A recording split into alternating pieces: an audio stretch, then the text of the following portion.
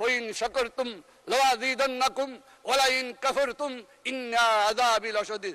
পবিত্র কোরআনের একটি আয়াত নিয়ে জাতীয় সংসদে তুমুল বিতর্ক করেছে সরকারি ও বিরোধী দল।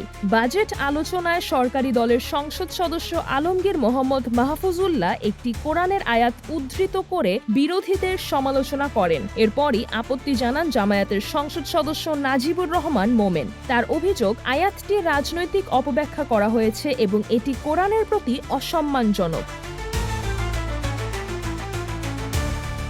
বিষয়টি নিয়ে সংসদে উত্তপ্ত বাক্য বিনিময় শুরু হলে স্পিকার হস্তক্ষেপ করেন। তিনি বলেন, অভিযোগ খতিয়ে দেখা হবে এবং প্রয়োজন হলে বক্তব্য কার্য বিবরণী থেকে বাদ দেওয়া হবে। পরে স্বরাষ্ট্রমন্ত্রী সালাউদ্দিন আহমদ বলেন, সংশ্লিষ্ট সংসদ সদস্য একজন আলেম এবং তিনি কোনো খারাপ উদ্দেশ্যে বক্তব্য দেননি।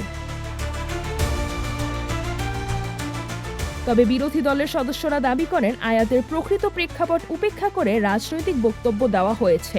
দফায় দফায় আলোচনা ও বিতর্কের পর চিফ হুইপ নুরুল ইসলাম মনি পরিস্থিতি শান্ত করার আহ্বান জানান। তিনি বলেন, কোরআনের আয়াত উদ্ধৃত করার পেছনে কোনো বিদ্রূপ বা কটাক্ষের উদ্দেশ্য ছিল না। ঘটনাটি নিয়ে রাজনৈতিক অঙ্গনে নতুন আলোচনা সমালোচনা শুরু হয়েছে। সিজরাতুল আভা, দৈনিক আওয়ার বাংলাদেশ।